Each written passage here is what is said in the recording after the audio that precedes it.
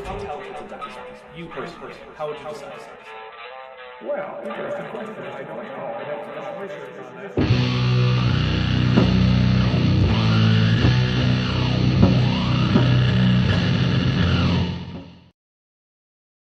Hey there, everybody.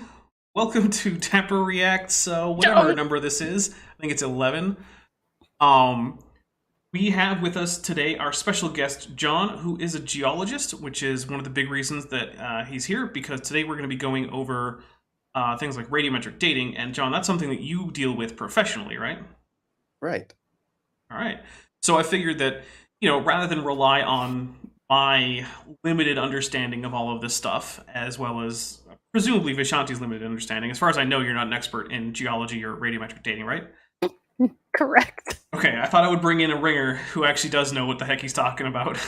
And of course, as typical, Vishanti is here, insulting herself in the chat. That's very rude. I am here for comic relief and potentially delirious, non-caffeinated rambling because carbon-14 is way outside my area of expertise. Okay. If I could be said to have any area of expertise in science, which I do not.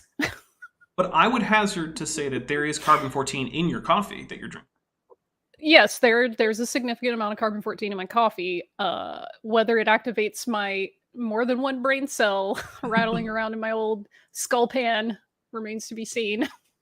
All right, well, guys, in case you hadn't been here before, like last week or something, we've been looking at a video called What You Haven't Been Told About Dinosaurs, which is I think it's Brian Thomas, is that his name?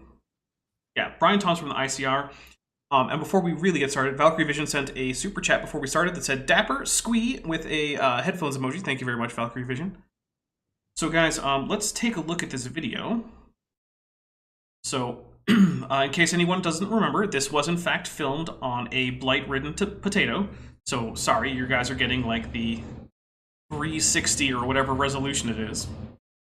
But, here we go. We're going to dive into carbon-14, and I think it's just called carbon decay is what he calls it, because why label it what you're actually talking about, right? The last clue. Aren't you happy? Yay, we're almost done. Carbon decay. There is a version of carbon that does decay. It's radioactive carbon. And which isotope is it? Anyone? Oh, okay. Wait, we have to ask the audience this. So we're going to say, which isotope of carbon is radioactive?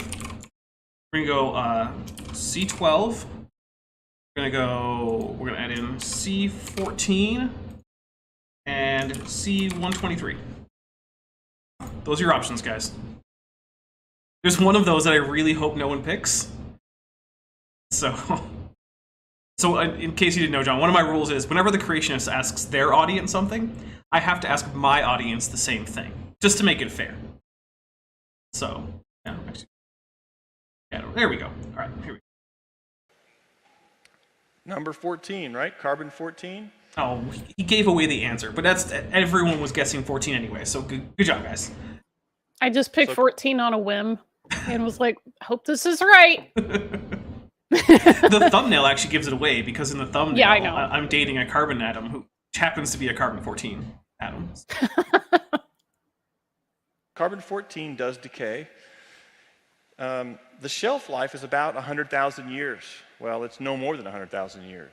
You could start with an Earth-sized ball of carbon-14, and after 100,000 years, shelf life, it would all expires, spontaneously decay, like a product on a so that's actually grocery store. So that's actually one of my pet peeves, though, because the thing with a half-life is, right, that's when you have half of it is likely to have decayed. That's where, basically, you could also think of it as if you have a single nucleus over that amount of time, a half-life, it will have had a 50% chance of that nucleus decaying if you were to be able to look at one, right?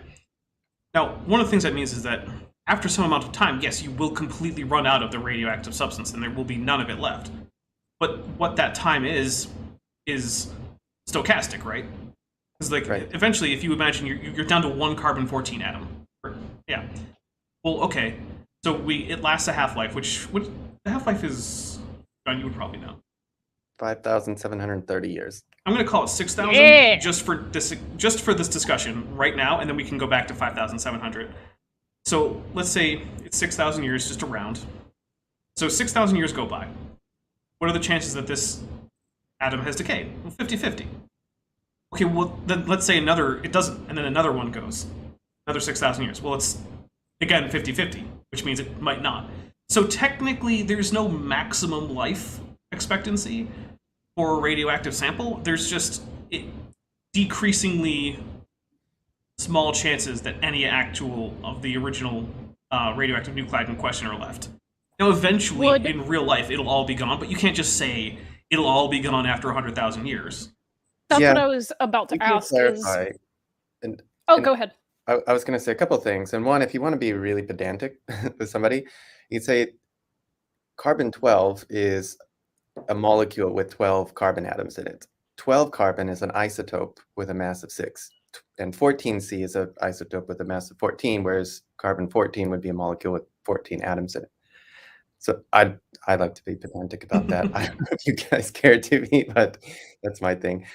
What he's referring to on the shelf life here is the point at which remaining 14C becomes indistinguishable by most modern instrumentation, because that original mass is decayed to the point where we just can't tell the difference between that and background under any circumstance. The instrumentation isn't sensitive enough. So it depends on the mass sensitivity of the mass spectrometer you're using. So this so-called 100,000-year shelf life, in practice, it can be anywhere from 50 to 100,000 years.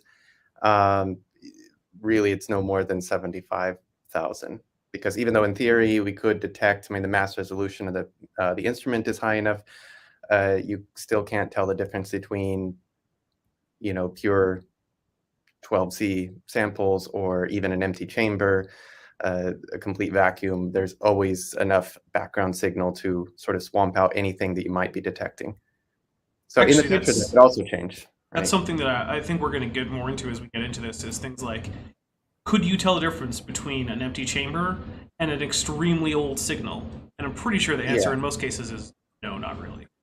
Right, but the amount here, though, it doesn't have a shelf life. It decays so that the limit of this function is 0, but mathematically it never reaches 0 until you get an infinite number of years.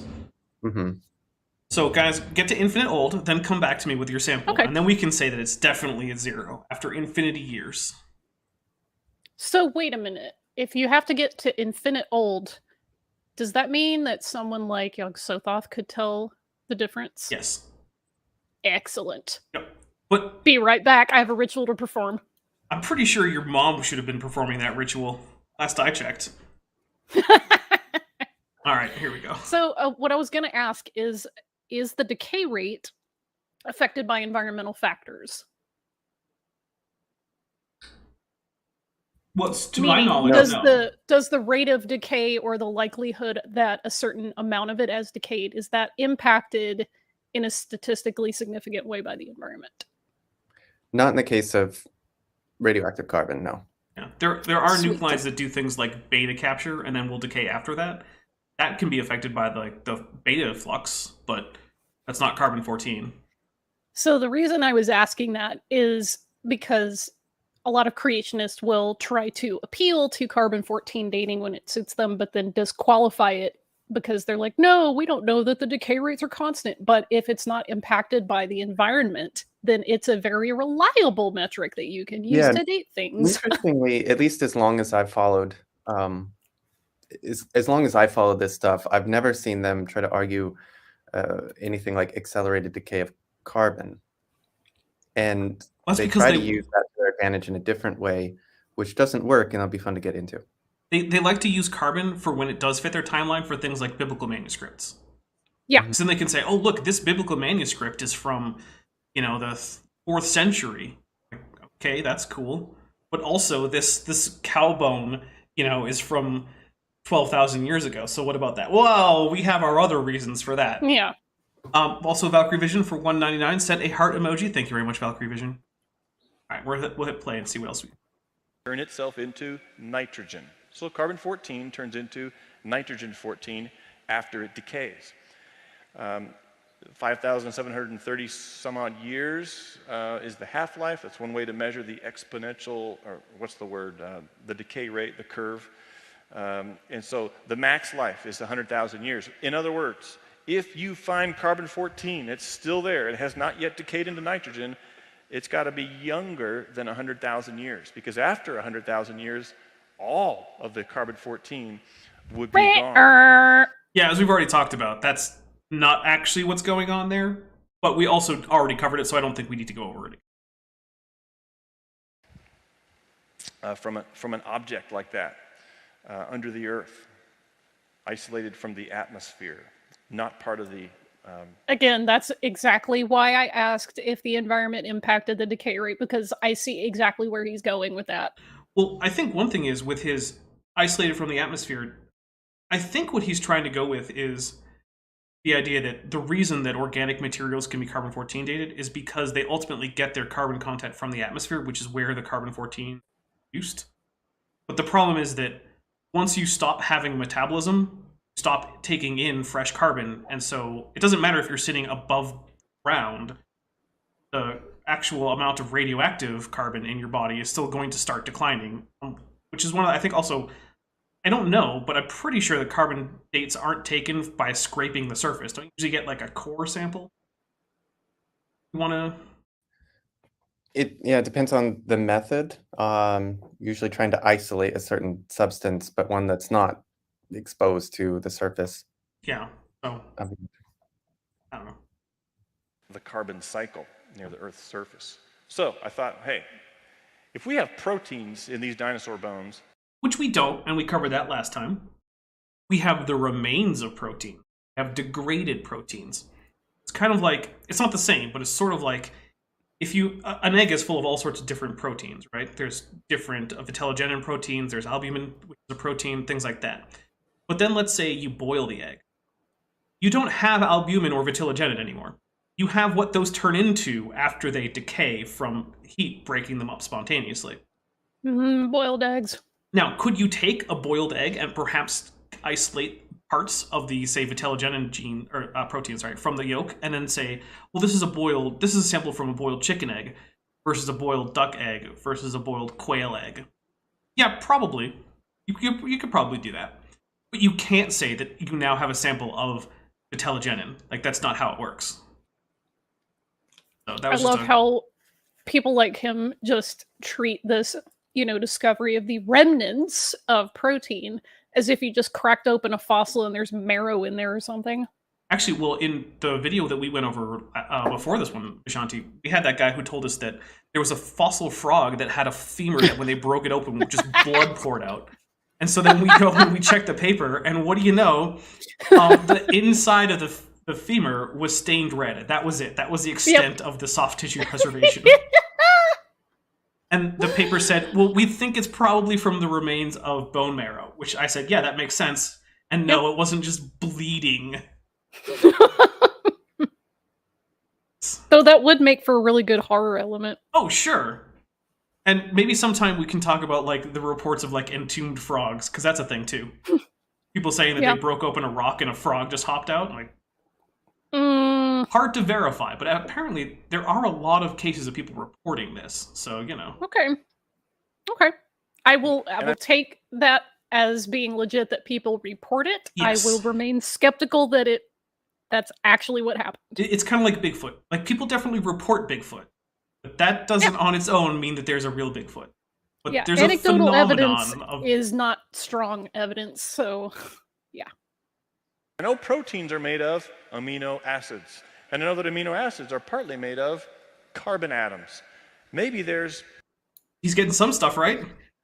Yeah. Carbon-14 in the carbon atoms that make up some of these proteins that are in dinosaur materials. So I took this hadrosaur tail vertebra and scraped off some of it and sent it off to a carbon dating lab.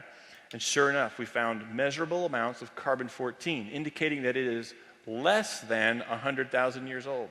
All right, so John, what do you God. think? Because I have some thoughts, but you're the one who knows what he's talking about. I'd like to think I know what he's talking about, but you never can tell. And the first point he makes, it's not necessarily invalid that, okay, we've got organic constituents that do contain carbon, and if we try to carbon date them, we can hypothetically look at their age. What he hasn't done, though, is discussed the quality control for how you rule out all the other materials in there that do contain carbon, such as in mineral forms or in other bacterial forms or various proteins or other organic constituents that are part of the groundwater, are part of the air, are part of stuff that's growing in and around your sample or could be. But most importantly, like the mineral carbon will have some in it, right? And some of that, if it's grown in contact with or some sort of open system to the atmosphere, then you can have detectable carbon in anything you might have dug up that, despite that the rock itself could be several millions of years old. So the other thing too is when he says we found measurable 14C in there, then that's, well, we got to look at the data for that to understand what's going on, because it's radiocarbon dating is not as simple as you just throw it in there and get an age and you're happy with it. One, you need to test your sample quite rigorously about what kind of background and contaminations introduced in the preparation process. The thing about carbon dating is you never are, even if you take a piece of bone that is, it's young enough to be more or less live and have proteins in it, you would never throw that into the machine to date it. Everything has to be converted to a pure carbon form, whether something like graphite, for example, or even carbon dioxide, or some other form. You don't throw a piece of wood into the mass spec. I can't just chuck a vertebral centrum in there and just expect to get a good reading. No, damn. No, you can't. He's so much Honestly, more fun. When he said, yeah, I just took a sample of this stuff and threw it off to the lab, my brain immediately went, yeah, you contaminated the hell out of that. Oh, there's a fair chance. I obviously, I do not trust this guy to have taken any precautions whatsoever to avoid contamination. Yeah. Well, what it tells us, though, is that whatever is being measured might have measurable 14C in it. But then the next question is, well, what is being measured? And he's kind of jumped 10 steps here, assuming that it is what he conjectured that it was, that it had to be carbon from protein or DNA or some other organic substance that was part of the original organism. I also actually don't trust that when he gets a report back and it doesn't just say error or something, that and it says to something that's, some really long age, that would be indistinguishable from just putting in essentially a blank sample. Because the thing is, look, I've measured radiation, right? You very rarely are going to get zero background. The closest I ever got was when I had a device measuring neutron flux, which, yes, sometimes you will get zero neutron flux, because neutrons don't usually go flying around most places. That's a pretty uncommon kind of radiation. But even then, I actually did get a click on my counter there, so I actually technically didn't measure zero neutron flux. But anytime you put it to anything else, right? There's alpha particles flying around, there's beta particles flying around, there's gammas all over the place. And so I don't actually trust for him to be able to tell the difference between, or at least to honestly report the difference between him getting back background and him getting back essentially couldn't measure an actual age. Because if you put the background radiation into your calculation, you can pull a number out. It's just that it's representing the background. The other thing is he probably wouldn't know the difference, and the lab may not know the difference either, because my suspicion is that they sent to the lab and said, we want to analyze specifically the collagen. Yeah. And there's a lab setup for isolating collagen from bone. If they just get that, though, and it happens to be a fossil bone that has zero collagen in it, they're going to go through that setup anyways. And what they're going to collect at the end of the process is not collagen at all. It could be a mix of all sorts of other materials that don't reflect the age of the fossil itself. Now, one thing I want to say is my reason for not trusting him to accurately report these things or even necessarily know them isn't just out of the blue, right? I'm basing this on previous work that creationists have done with radiometric dating of various kinds that I know that they misreported. For instance, Steve Austin who is neither the wrestler nor the $6 million man. Instead, he's a creationist geologist. He sent a number of samples from a volcano to be tested with, I don't remember if argon or what, but it wasn't, it wasn't carbon. Oh, potassium argon? Okay. But anyway, he sent them to a lab that specifically had a minimum age that their equipment could test, which meant that any ages that they report after that are essentially the same as 0, because they can't report younger ages because of how their equipment was set up. There were other labs that had equipment that could date younger samples, but theirs couldn't, and that was right up there on their website. And also, the one sample that he sent from the volcano that didn't get an age that was young enough to just be 0 was the one that had structures that were consistent with xenocrysts, which are older crystals in volcanic formations that themselves will test older because they formed before the rock that they're embedded in. And when asked about this, he just said, "Nah, they're not xenocrysts. That's it." Yeah, and I should point out too that when we're dating extremely young or extremely old materials, and I said relative to the half-life of whatever system you're working with, so extremely young materials would be, less than 100,000 years if you're looking at potassium argon. When you're working with samples like that, it's not impossible to get decent ages, but you have to be extra careful with the lab procedures and deal with the fact that you will have minimal, almost barely measurable amounts of argon or whatever daughter product you're looking at in there. And if the process doesn't matter, then yeah, it's not going to come out well. So I mean, like, we do the same. We use completely different. Okay, hold on. I'm seeing it. This is buffering, but I am not showing a lack of connection on my end. Give me a second.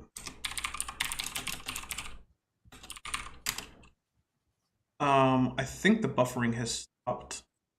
I'm not sure why it was buffering. My connection showed a steady 2,500 kbps, which is more than enough. Sorry about that, guys. I don't know why that happened, but we did have a question I'll address real quick, which is from Nico Kita, who said, "Who was the creationist who did a study where he entered values in the wrong column of a table and no one has fixed it to this day?" I don't know for certain. That does sound like the kind of thing Tompkins would do, though. Jeffrey Tompkins. Jeffrey Tompkins famously has trouble with high school algebra. Yikes. Yeah. So I'm sorry about that, guys. I was actually staring at OBS and not at my stream page. So I was looking at OBS with its great connection, and then apparently my stream page was just like, "Oh no, you've been buffering." So sorry about that. Did I make you lose your train of thought, John, or should we? No, that's fine.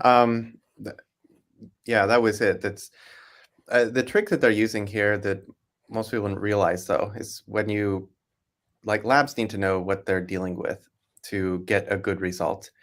And if you tell them, like, we want to analyze collagen, but it's a fossil that doesn't have any collagen in it, they're going to get a bad result. It has nothing to do with the age of the sample you're looking at. Right. And again, if you have a super young sample, like a recent volcanic eruption, you send it to the lab and you don't tell them we expect it to have minimal daughter product in it, they're not going to adjust the lab techniques. And so you're going to end up with results. They will be results. There'll be data, numbers that come out of the machine, but they're not going to have anything to do with the age of your sample. So to take that and say, look, this implies this, dinosaur bone is less than 100,000 years old. It doesn't imply that at all. It implies 1,000 different things, but we can't delineate between those different outcomes because of, this. You've made the process intentionally messy and just totally undercut the quality of the lab procedures. It's almost that's one of those things about the creationists where their ignorance really does hamper their process because they don't either know or care that you need to inform the lab of those things so that the materials can be tested properly, that the equipment can be calibrated properly to eliminate, things that aren't relevant or that you're not testing for. And then they think, haha, we're not going to tell them this is an old bone because they are just going to make up an old age and we want the real result, TM. And what they don't realize is that they're intentionally inputting like incomplete information in the lab, spitting out a result because, you're going to get a result, but it's not it's not accurate to the parameters that you should have set up and informed them of. It's almost like creationists go into these not wanting to do an actual test of the technique, but rather wanting to make it fail so that then they can come back and say, haha. Yeah, and it's almost like confirmation bias or something. Yeah, they want people to tell them what they want to hear. It is very effective, though. I mean, think about it. If I wanted to convince a general public that the dinosaur bones were only a few thousand years old, this is how I would do it. I mean, fair enough. Yeah. All right, here we go. We found some in hadrosaur. That's a hadrosaur. This is one we have on display at the Institute for Creation Research. Elijah Roberts, who's been a member at the tetrapod level for 2 months, says AIG is a bag of preapulid worms. Thank you. We're not doing a drinking stream, but it is very much appreciated. You can learn about it at icr.org, our hadrosaur there, and other dinosaur bones we have. This is of course, which one is this? What dinosaur is this? Oh, okay, wait, hold on. We have to ask the audience, so we're gonna go. Oh, no, I have to hit the poll button, because otherwise it just doesn't have a poll. So what dinosaur is this? I don't know why I capitalized dinosaur, but I did. Our options are going to be Gallus. We're going to go with, what's another good one? We'll go with Triceratops,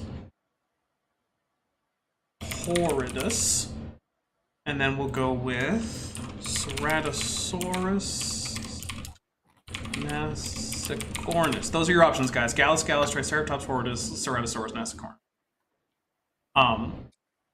So I will say, I am actually very much not confident that when he says that we have done this with Triceratops, that they actually did that. Which I just gave it away, but whatever. You guys can still vote. Mostly because the only such paper I'm aware of is from Mark Armitage. And if he gets mentioned, we'll have to get into that, because it might be one of the most... might be one of the worst paleontology papers that I've ever read. It was by far the worst I'd ever read until... Dr. Gabriella Haynes, who is actually a paleontologist, but she's a paleoentomologist, not a vertebrate paleontologist, wrote a paper about Archaeopteryx. Oh, that one. Yeah, Oof. that one was worse. Or at least it gave a run for its money to the Armitage paper. The Armitage paper was so bad that while it wasn't an actual peer-reviewed journal, it wasn't a paleontology journal, it was a microscopy journal. Because he wanted people to peer review how well he used his microscope, but not how well he did the paleontology. Because no. That's not okay. We don't care about that. Just did I use the microscope good, guys? By the way, Triceratops horridus is running away with it, which, yeah, it's a Triceratops. The other options, Ceratosaurus nasicornis is what I am, and then Gallus is just the chicken. So. You know, I found a ceratopsian horn once. Did you? That's really cool. That was impressive. They are very cool. These horns look kind of small to me. Maybe it's a juvenile. It actually probably is, because the horns. Because those look bitty. So the horns get longer, but they also recurve as Triceratops grows. So that actually does kind of look like a juvenile skull. Although the lack of like epoccipital horns around the frill, or not? What are they? I can't remember the term right now. But the horns around the hill. I mean, the resolution on this photo is real crappy. True. All right, we'll keep going. The Triceratops. And we found, okay, so where's my pointer?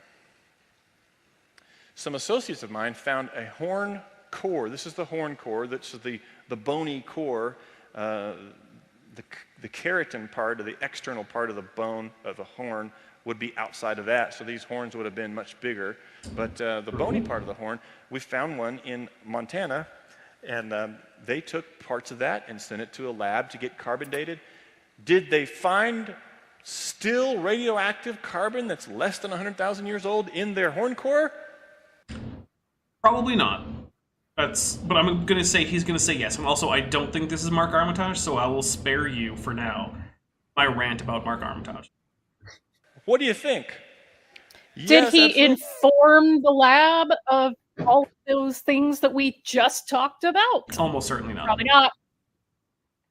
Otherwise, I wouldn't even bring it up, would I? Yes, we found it there. And where else? We've been looking in different places. We actually got a piece of these. But also, citation needed. Yeah, Provide the paper with the results in it. It would be nice if he would put up on screen what paper this is in, right? Because the thing is, you can tell me all day long, oh man, I found carbon-14 in a bone and a dinosaur bone. I took all the precautions, and I can just say, okay, well, can I see your write-up? Source. If the answer is no, then no, you didn't. I've seen their table of results for these in a few places. They're pretty easy to find, but they don't go into any detail about the methods. And interestingly, they'll even break it down in the table, say like this was the date for the collagen, this was the date for some other bone material, or a mineral material. It's just very generic, but it tells me that they just had the lab look at the different components, and so they applied their normal procedures. And yeah, that's not going to give you an age that's relevant. I mean, even if this dinosaur were 35,000 years, if that were the actual age of the organism, that's still not a decent way to go about it. And they were not, I mean, they were very messy with their methodology, not reporting it. And you could tell that the results were completely bogus in just one simple way. Like for the same samples, like they said they had a triceratops that they sent out, and they measured this part of it and this part of it. And the radiocarbon ages for those varied by more than 5,000 years from each other. And in their mind, they're like, oh, well, they're all under 100,000 years. They're not infinite ages, therefore it's young. But what this tells you is that if the same sample is varying by an order of magnitude, or by a half-life at least, like this is not, whatever 14C you're measuring, it's not coming from the intrinsic organic material that was part of that organism when it was alive. Yeah, otherwise they should all be reasonably close. Yeah, they should be. And that's the first challenge. Like I would say, if you want to test this as a hypothesis, let's take them seriously. If you want to use radiocarbon in this fashion, I would be impressed if every Mesozoic, Paleozoic sample you decided to radiocarbon date came back with the same age. Right, that would be consistent, at least, with your hypothesis that these are somehow buried in a flood 4,400 years ago, right?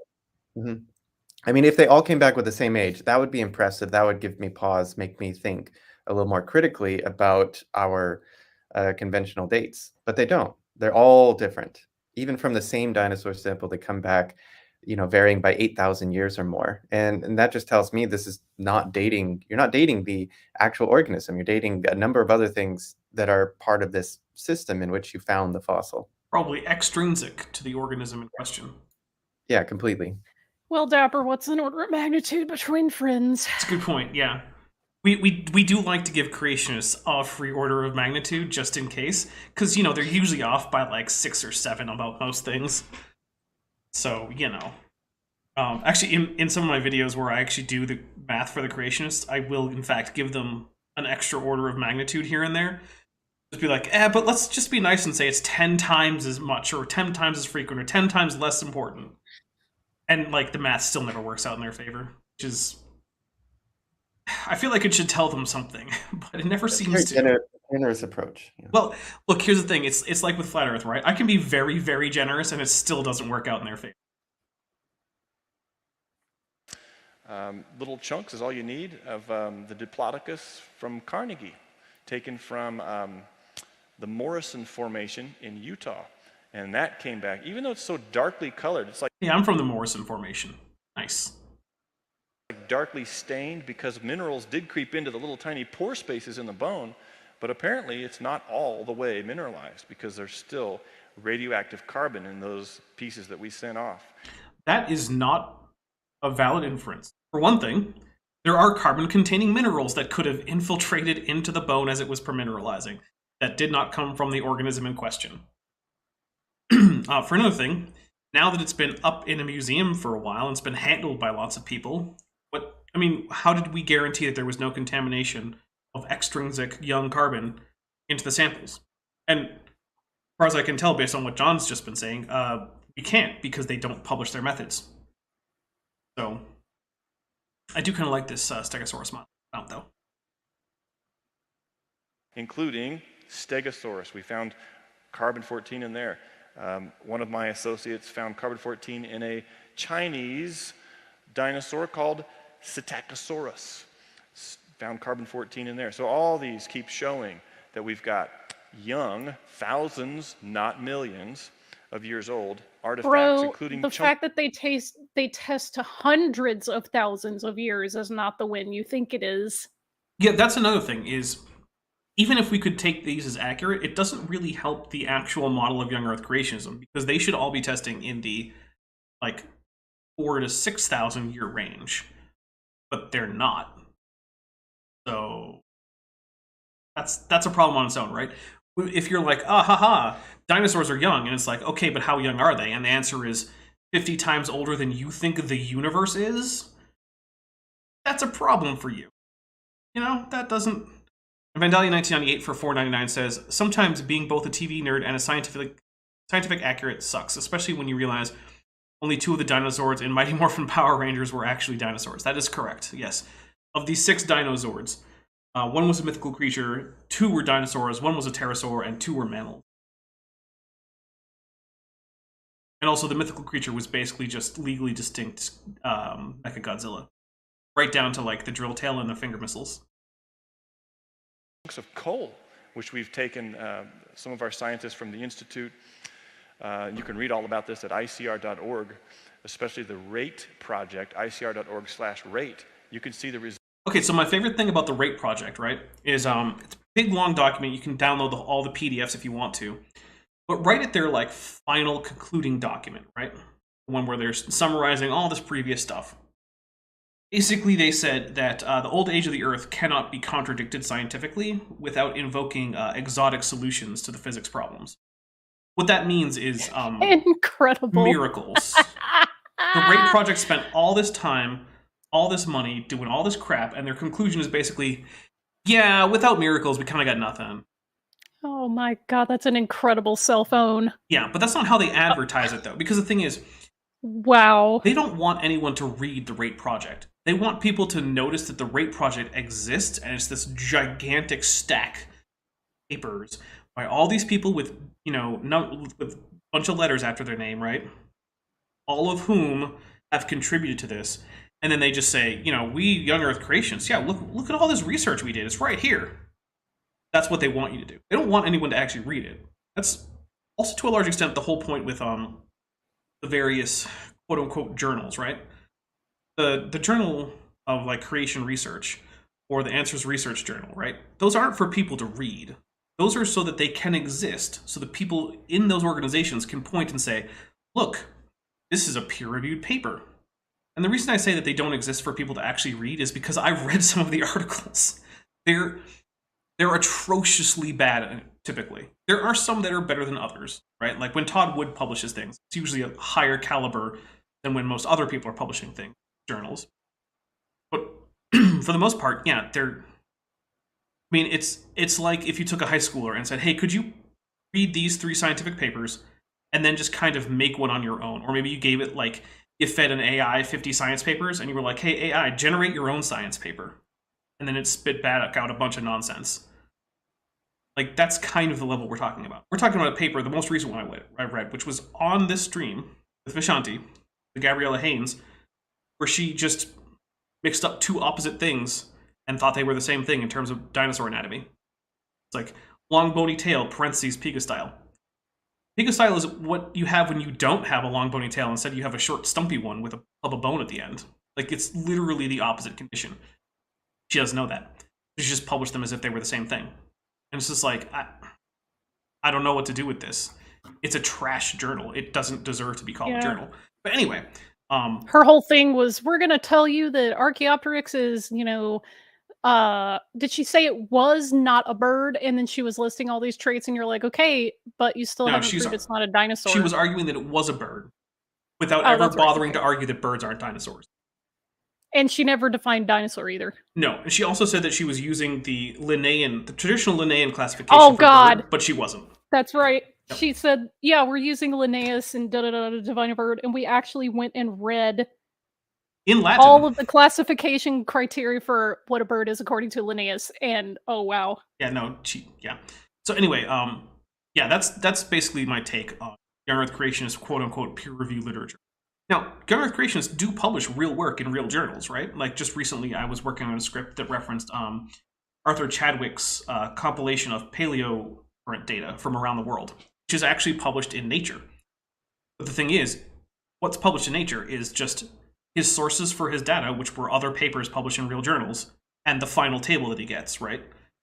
There's nothing about young Earth anything in there.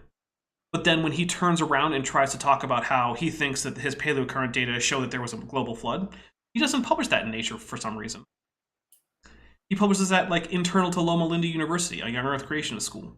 It's, odd, isn't it? Anyway, here we go. Enough bagging on young Earth creationist pretense and peer review. Results of their study, what did they do? They looked for carbon-14 in coal that they got from deep underground. They found measurable amounts of carbon-14 in that coal. They even sampled. Wait, you found carbon in coal?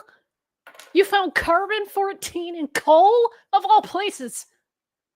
Well, I will say, radioactive carbon is less found in coal, but one of the places to get it's a really great place to get a high amount of radioactive dose from an industrial setting is near a coal plant. And one of the things is that the fancy way to search for radiocarbon, right, is to put it into like a mass spectroscopy. That's a word I can't say, John. Sorry about that. I know it's one of the words that happens in your field, but it's a word that my mouth just doesn't produce. Anyway, mass spectroscopy device, right, and actually see physically, are you actually getting the carbon-14 signal right there? But the thing is, a lot of C14 or 14C dating is actually just done with measuring beta decay. And here's the thing, right? In a given in a given sample of like relatively recent organic material, chances are most of the beta decays that you're getting are actually from radiocarbon, right? So it's a pretty good approximation to just say, well, the beta decay rate is going to essentially be taken as a proxy for the decay rate of radiocarbon. But that's not the case when you have mineral samples from deep underground, where there's a lot more radioactivity going on. A lot of other radionuclides can seep into the formation and things like that.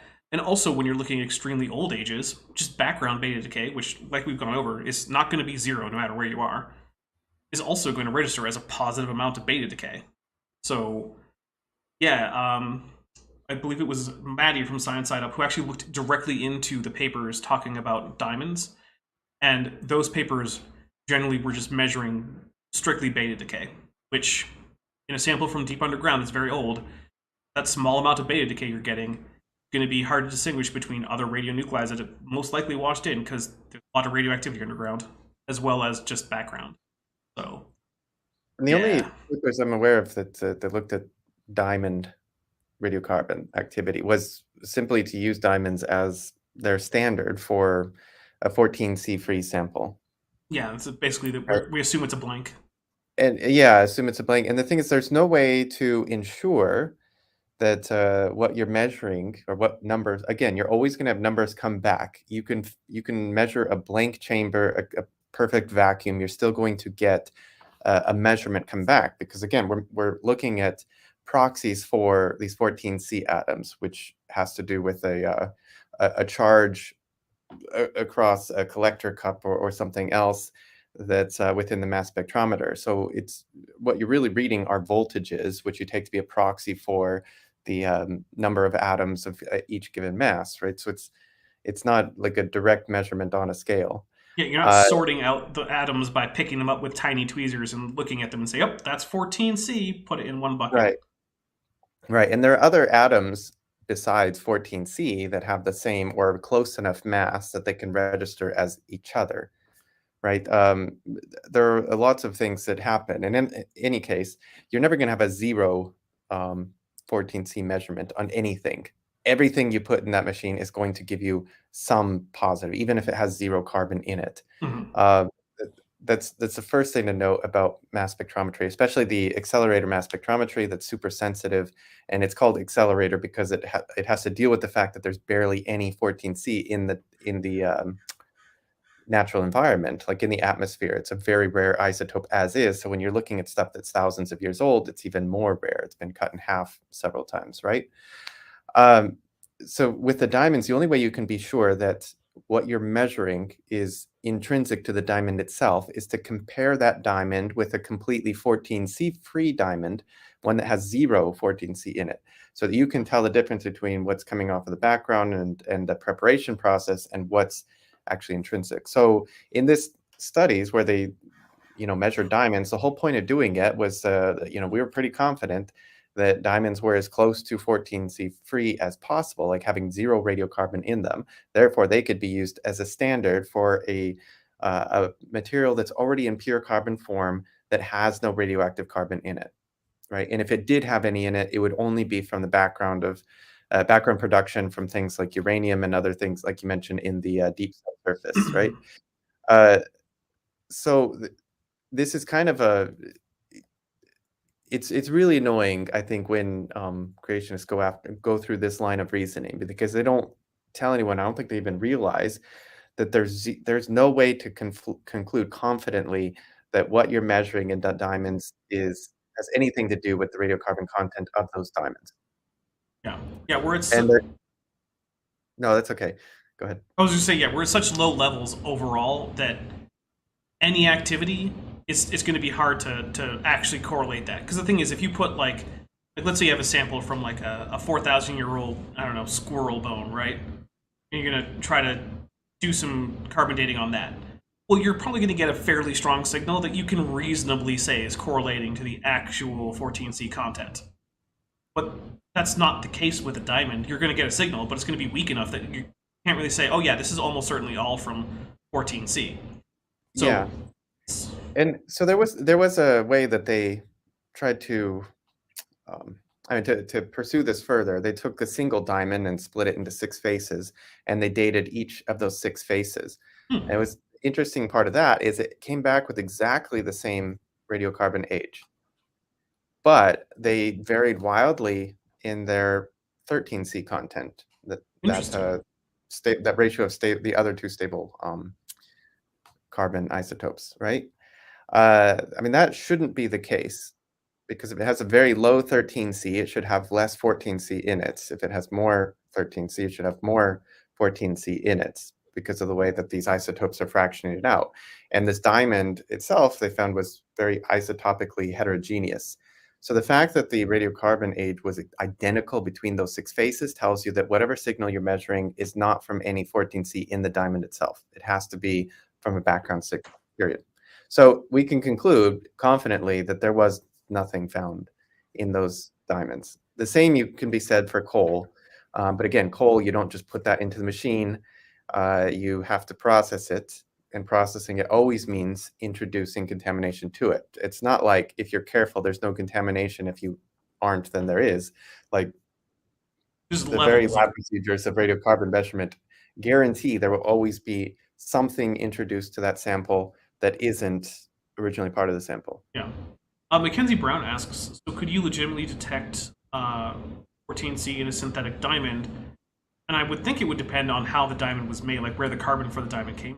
Because if you were like getting it from like graphite from deep underground, then probably not. But if you were just like, I don't know, getting it from some like recent source, like recent organic material, then yeah, probably. Yeah, potentially yes. And probably in the making synthetic diamonds, there will be other carbon sources, including atmospheric carbon that gets in there. Yeah. So yeah, maybe. That's the big answer. I wouldn't be surprised. All right, here we go. Secular labs have done the same reports. They found secular labs. Themselves. You know what? Maybe some of the labs they're using are actually owned by the Vatican or something, and then we can call that a religious lab. I mean, look, the Vatican owns some telescopes not far from where I'm sitting. I wouldn't call those secular telescopes. Those are religious telescopes. I mean, it's just the idea that, like, secular being bad and secular is biased, and it's like, guy, are there creationist labs that you're sending this off to? Like, I doubt it. Yeah, that's the thing. I don't know for certain, but I would be surprised if any creationist organization owned their own like radiometric dating equipment, because that would be a big expense for something that you think is fake anyway, right? It would be like me going out and getting like the full faith healer kit. Like, why would I do that? I don't think I'm a faith healer. I don't think anyone is. So why would I get all the trappings of being a faith healer? I could just save money and not. So yeah, I don't know. Guys, if you know of any Young Earth Creationist organization that has a radiometric dating lab of any kind, let me know. Put it in the comments, put it in the chat if you're here live. Yeah, because I would be fascinated to find out if that's the case. Have found carbon-14 in diamonds and in coal. They haven't yet reported carbon-14 in a dinosaur, and I hope to be the first one to do that, so don't scoop me. Wait, I thought he just said that they had. He was just telling us how he had found it in hadrosaur and ceratopsian bones, and now he's just like, but I haven't, though. So, dude, pick a lane there, Brian. But we see this fifth clue, this is our last clue, carbon decay. And it shows us that it's thousands of years old, not millions, and that's really what we would expect if we read verses like Luke 1:70. This is a... Okay, if Luke 1:70 doesn't have the word carbon in it, then I think it doesn't matter. Or I guess 167 and 70, which is, I mean, what happened to 68 and 69, but okay. Zechariah, he gets this vision. Well, he gets inspiration, for sure. And he says, when he gets his speech restored, because he was supernaturally made mute. So his speech comes back, and he's able to say, "Blessed be the Lord God of Israel, for he has visited and redeemed his people." And he's done this, and he's done that. As he spoke by the mouth of his holy prophets, who have been 1,000,000 years after the world began with the Big Bang. Wait. Okay, but you also don't believe that the first prophet existed when the earth was formed? Because that's back in Genesis 1:1, and humans don't get made until day 6. So either this is meaningless, or maybe Zechariah is being figurative. I don't know. But those are the only options. Oh, he didn't say that. He said, the mouth of his holy prophets who have been since the world began. He also didn't say since 5 days after the world began. So according to this, Zechariah here is just contradicting Genesis. I mean, look, that's the argument he's going for here. Like, look, I don't focus much on biblical interpretation, but if we're going to use his own hermeneutic that he's using to say that you can't have an old age with this verse as it relates to Genesis 1, then also can't have humans born on or made on day 6 instead of day 1. And that's just how it is, right? Wait, is he quoting Zechariah? Wait, He's quoting the New Testament character who is John the Baptist's father. Okay, and so he's reading out of Luke to try to justify what exactly? That the first prophets were coincident with the beginning of the world and not hundreds of millions of years after the beginning. Oh, well, I was going to say the New Testament does refer to Abel as the first prophet, which I would find theologically consistent. However, using mythological text to, override the entirety of scientific consensus is not a very sound argument, in my not so humble opinion. After you follow up like this presentation on, here are the geochemical data to support this, but really we're just going to go back to I mean, you could have just started with this and said it doesn't matter what those data say. Yeah, well, I mean, ultimately that is his whole point, is that no matter what the data say, they don't matter. What matters is I've got this bit in Luke that I think tells me that humans were, the prophets specifically were coincident with the beginning of the world, even though that's actually not what's in the text of the Bible itself. Prophets come a bit after, even if you assume Adam is the first prophet like they do in Islam. The prophets have been since the world began. That's the first prophet. What's the first prophecy in the Bible? Well, it's Wait Genesis a minute. 3. Wait. Go back to his holy prophets who have been since the world began. What translation is he using? Because I just went and looked up the Greek and I'm like, that grammar doesn't make sense. Well, let's see if we can't find out. Because verse 70, as he spoke by the mouth of the holy prophets of old, it doesn't say from the beginning. Ionos? Yeah, that's from this. Basically, it's from ages to ages. It roughly means ages to ages, like from the ages. Like, okay, but I feel like that's a stretch. So is it Ionos ton Ionon? Yeah. Yeah. Okay. Yeah, that's from ages to ages. No. It's Ionos propheton. Okay, I'm just gonna have to look it up. I'm just gonna have to look it up. Luke. Yeah, Yeah. but you're right. It's a really vague reference. Yeah. It's not something you could use to specify that they were there within a certain time interval. Yeah, it literally says by mouth of the holy prophets of old. Oh yeah, Inos. Yeah, Inos. Yeah, yeah. That's just from of old, from the ancient times. That doesn't actually say from the beginning of the world. From the beginning of the world. Yes, that's why I was like, Yeah. Like, I'm not even barely literate in Greek at all, but even I was like, that doesn't sound right. If it had said "up Ionos ton Ionon," then I would have said that Yeah. from the beginning of the world is a reasonable translation, because that's a phrase that basically means like from time immemorial, from as early as it can go. Mhm. That's often used in Greek to refer to things like the eternality of God. God's been God from Yeah. the ages of ages, things like that. And that's like another phrase where they say that the heavens are of old. It just means old as balls. Yeah, basically. Doesn't mean that. I mean, so yeah, that's my very liberal paraphrase of that verse. You're welcome. Yeah, my personal translation would be closer to his holy prophets who have been since of old, or who have been from the ancient past or something. It does not actually say since the beginning of the world. I don't think that's not King James. It sounds like it might be NIV. I don't know. If anyone does know what translation that is, let us know. Let me actually. I bet I can test that right now because I'm looking at it interlinear. is King James, I think. It is King James? Is it? Or New King James. It might be new. Okay, let me check. That's verse 70. Everything else has it as, prophets of old, prophets of ages past, prophets of ancient times. Well, in that case, then yeah, maybe that does make sense, because the King James version is not the most accurate version of the Bible out there.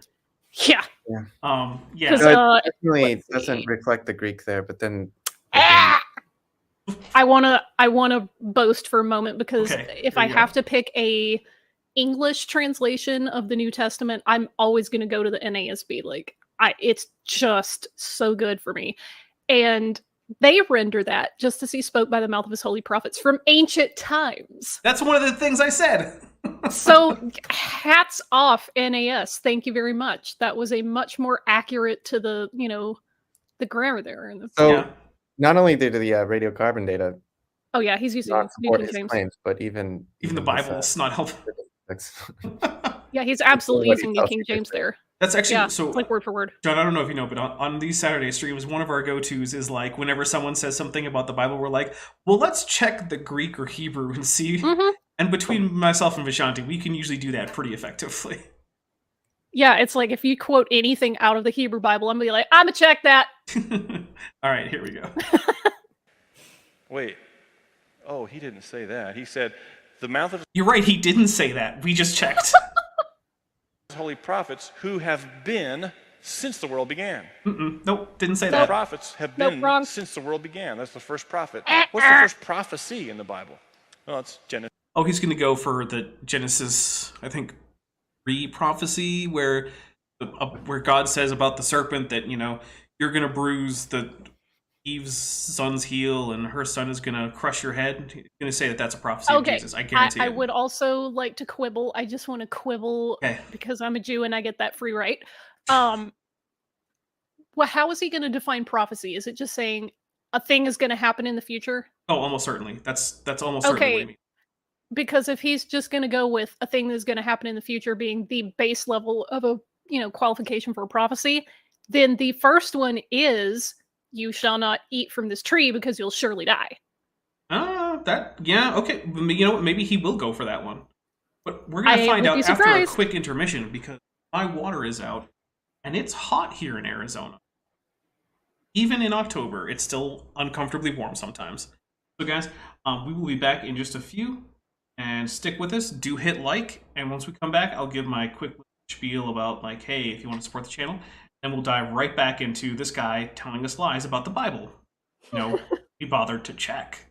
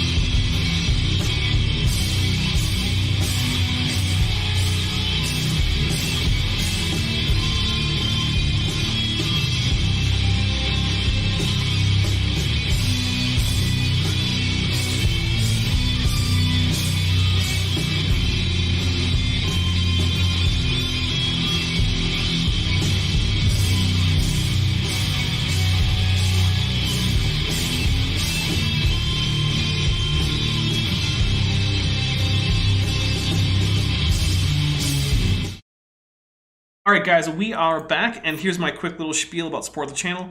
Guys, like, you know, the ad revenue that's just actually from ads on the channel is minuscule. Virtually all of the support this channel gets is direct from viewers who join the channel, super chat, give super thanks, super stickers, join the Patreon, things like that.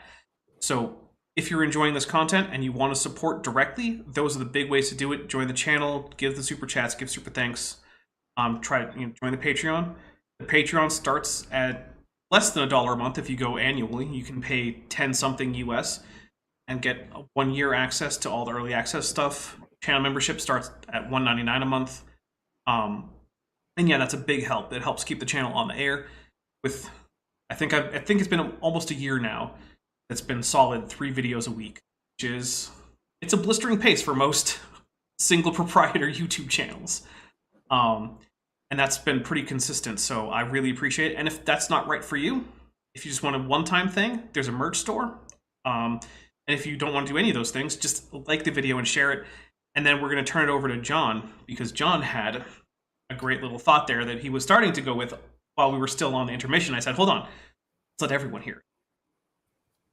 Oh, so I was just thinking, though, if you want to drive this point biblically, that the prophets of old were there at the beginning, this is like, I can't think of a worse place to go than just a metaphorical song that is a paraphrase in Luke, like from the rest of his genealogical text, and then moving into this. It like separates with a song of praise.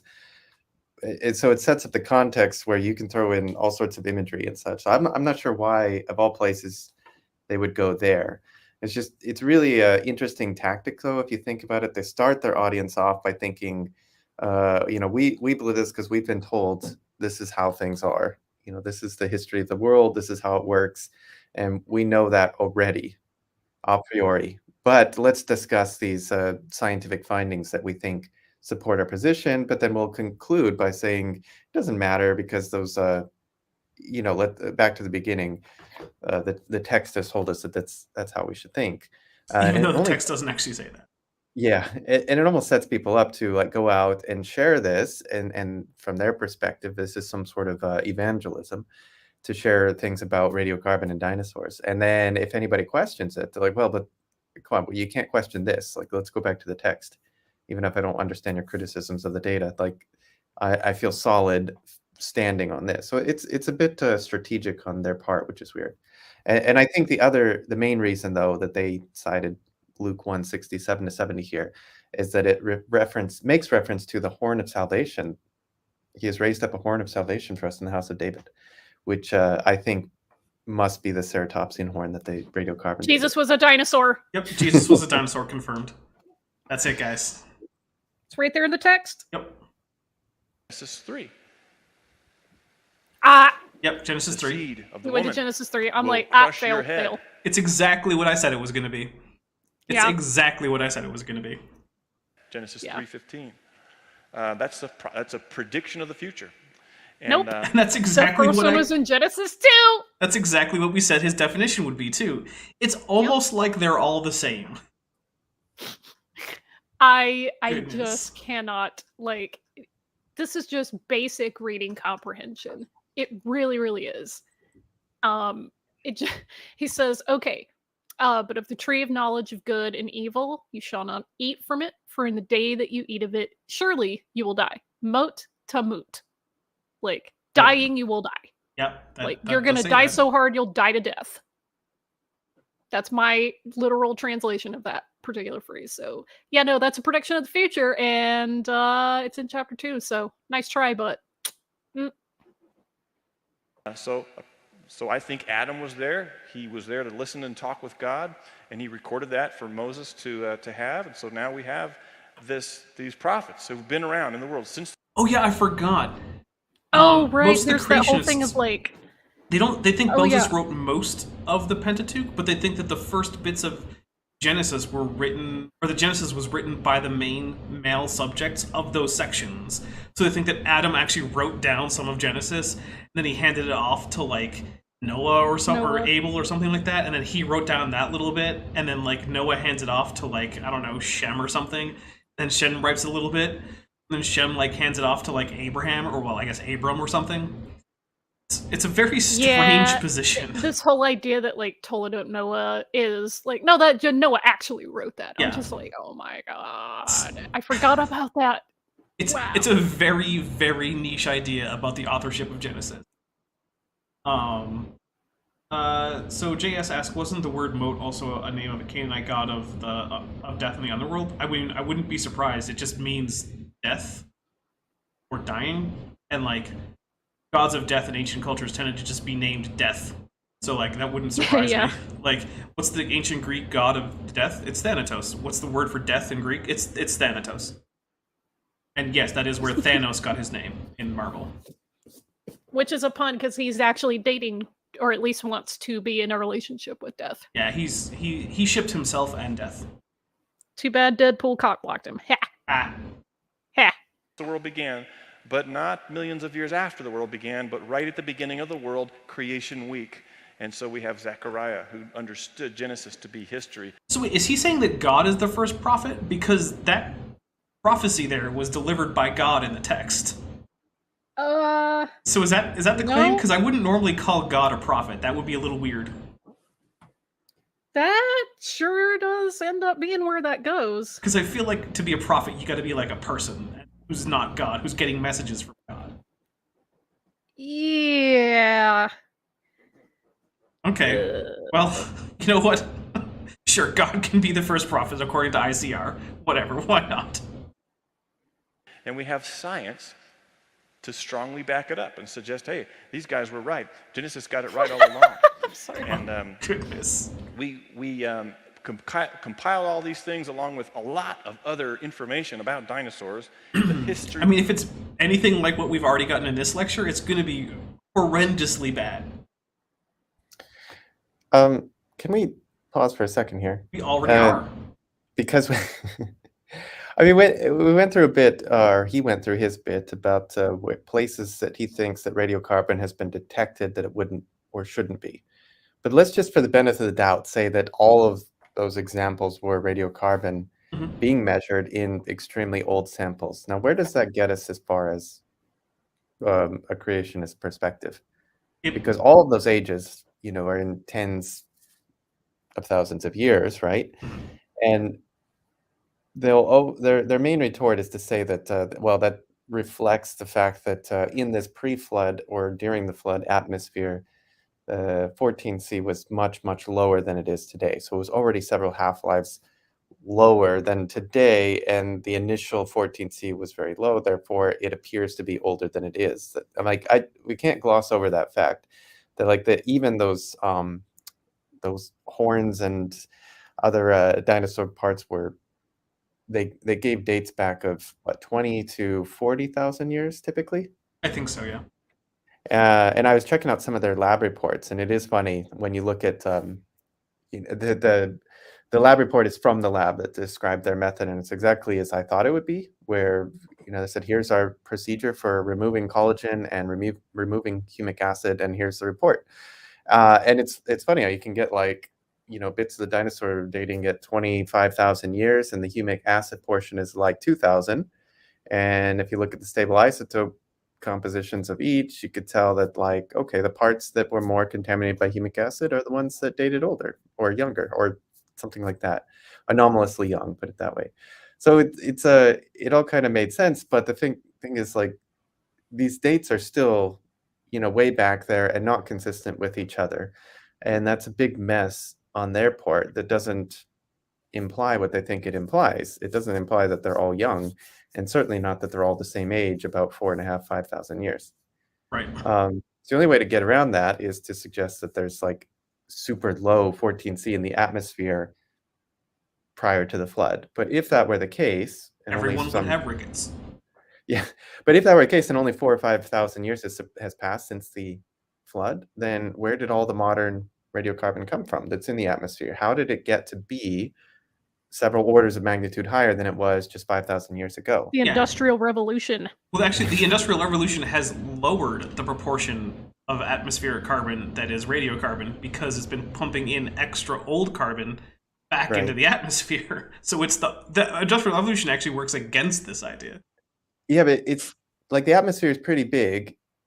You can't just like start pumping a bunch of radiocarbon in there. It takes some time to equilibrate. It takes longer than 5,000 years for that to equilibrate up to the modern levels that we have. So if it were super low, to explain the dates that they got, the radiocarbon dates they got from these bones and such, then it would still be super low today.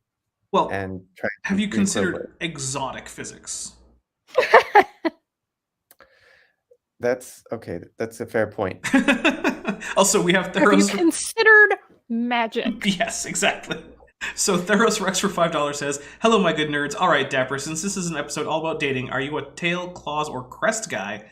Be honest now. Oh. It's primarily crest, although you got to have a good tail too. Yeah, but I mean, look, those crests are there for sexual display. That's what they're for. All right, here we go. Of dinosaurs and all kinds of questions you'd have about dinosaur finds and specific kinds of dinosaurs. Interesting, like what's it like to go on a dinosaur dig? We have full color pages on that. This is a family-friendly book. All these guide-to books are for the family. So they won't tell you whether or not the dinosaurs were into crests or tails or claws. It's family friendly. To enjoy and learn, have fun while you're learning. Is this just a book commercial? I'm not going to sit here for his book commercial.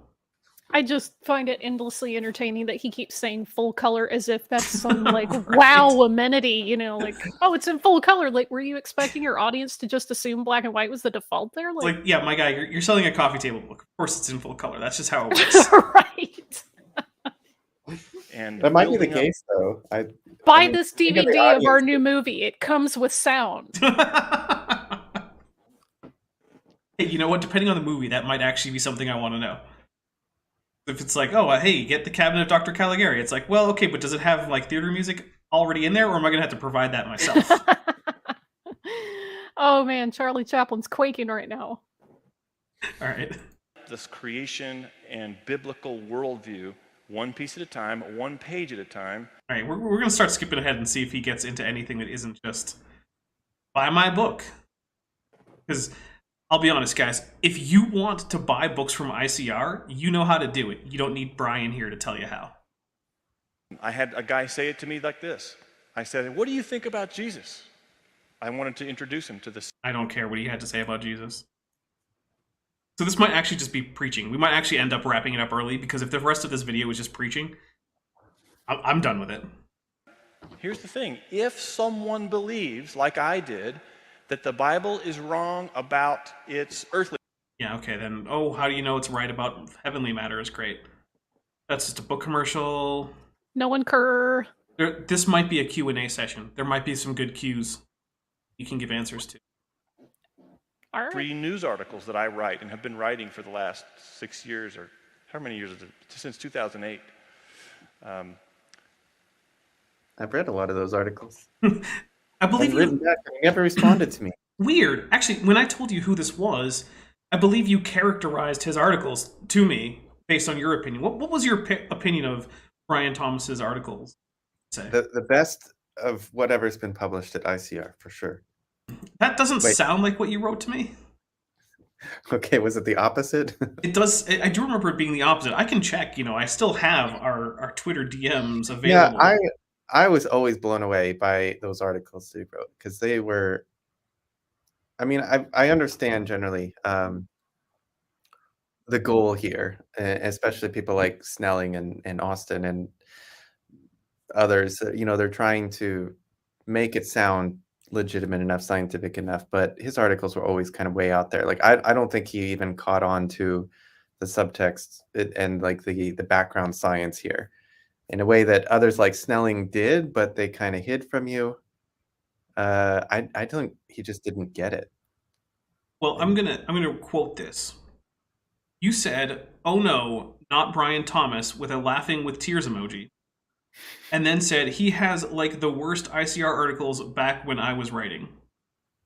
Okay, I did say something like that. That's directly quoting what you. So I just didn't want to get you have like, come on, John. It's not, we're not here to pull punches with ICR. No.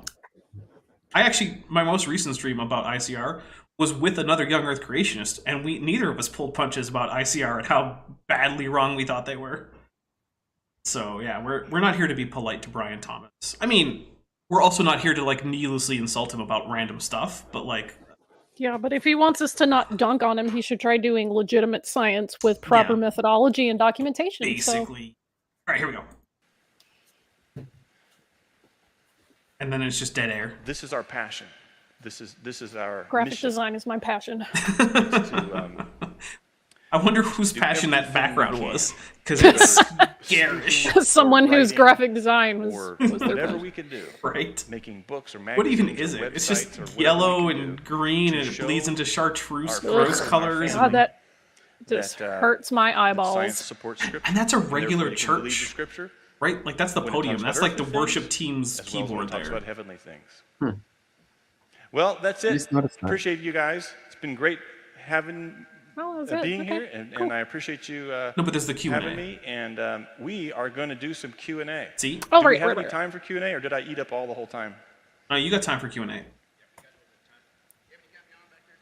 There's always time for Q&A. So what I'll say is we'll go through a bit of Q&A, but next week we're not. Sorry, we're not gonna like finish it up. We're gonna have something else for next week. Because I don't care that much about the last however much time we have with this. Like 20, 30 minutes or so of Q&A. So we're gonna go through some of the Q&A, and if it's questions that we would also like to answer and give, things like answers that are based on, I don't know, facts, then we'll give those answers.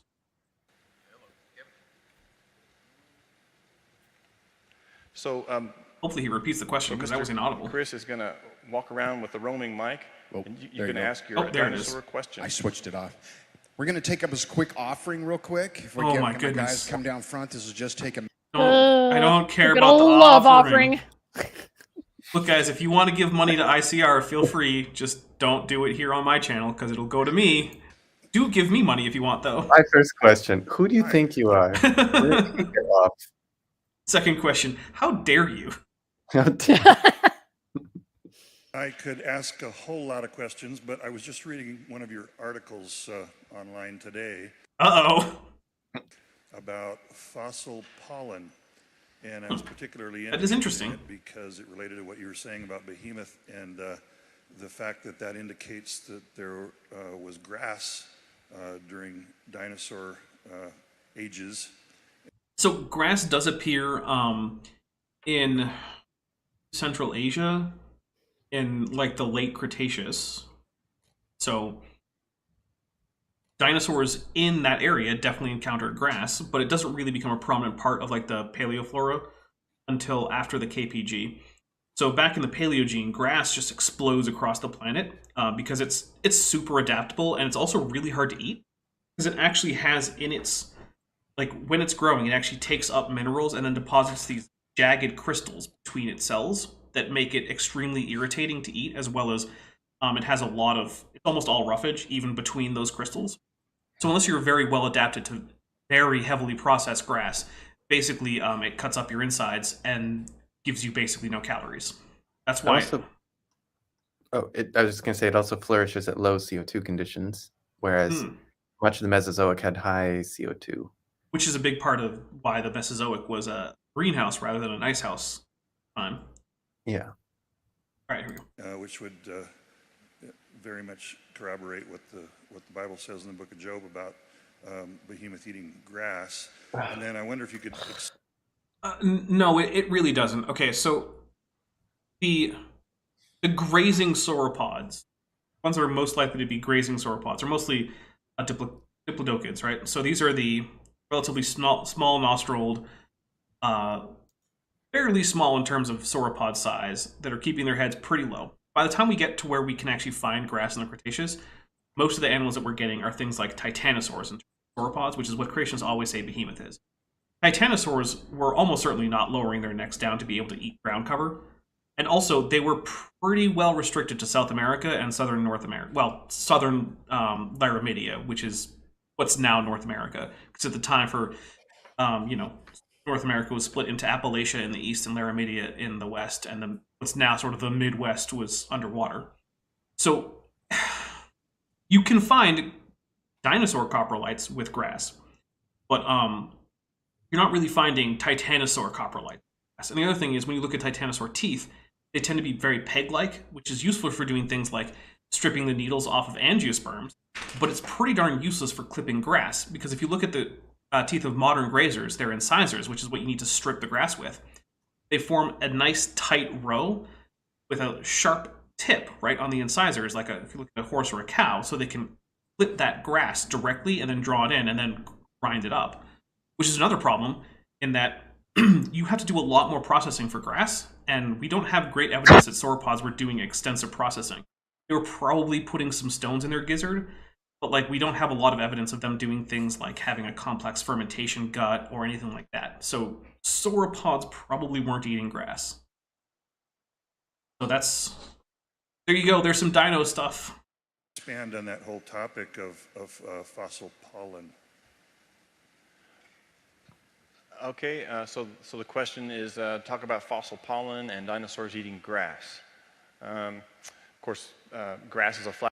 Theranos Rick says, wasn't there an Australian titanosaur found recently? There might have been. I am not aware of it. It wouldn't surprise me very much, because you got to remember that the separation between Africa, South America, Antarctica, and Australia is a fairly recent thing, geologically speaking. And so South America and Australia actually share a lot of paleofauna. It's also why you can find marsupials in South America, which of them, the opossum has then invaded North America, but also Australia, but also in the Cenozoic fossil rocks of Antarctica, you can also find marsupials. And so that commonality is there into the Cenozoic. So if you have, in a greenhouse period, titanosaurs in South America, there's a very high chance that they could have gone across Antarctica into Australia. Perhaps some of them could have even been in Antarctica. But again, that's still not Central Asia, which is where we need them to be in order for them to have grass around. So, yeah.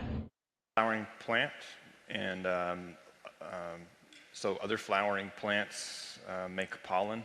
So there's kind of the connection there. They're called angiosperms, and yes, they do evolve by the end of the Cretaceous. Because there are so few fossil grasses found with dinosaur remains, evolutionists have interpreted that observation to mean that grass had not yet evolved, because they look at a... Oh, and we got confirmation, Australotitan, the Australian titanosaur. So there you go. Look, guys, I do not know all the dinosaurs, because you know what? There's like 50 new ones named every year.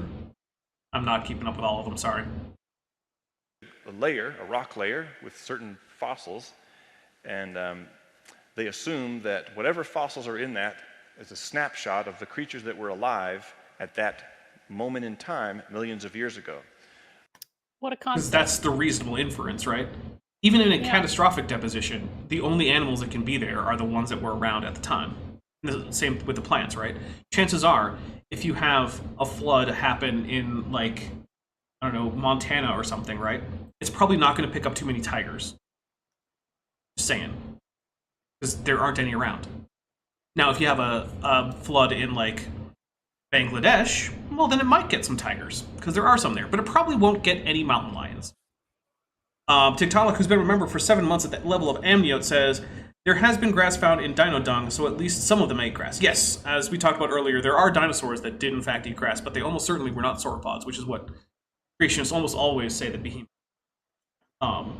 Behemoth was probably not a dinosaur. In fact, in the Septuagint, which is the ancient Greek translation of the Old Testament, or the Hebrew Scriptures, or the Tanakh, or whatever you want to call that collection of books, it actually just says, behold the bull, basically. It doesn't actually specify masculine. It just says, he uses the word that is just the Greek word for a member of species Bostauros, which English doesn't actually have a word for. You could say, I guess, behold a head of cattle, but that sounds weird because you usually only talk about heads of cattle in like commercial terms, buying and selling. Anyway, yeah, one of my least favorite things about English, no word for that. That's their interpretation, and it came from the late 1700s when they started thinking that way.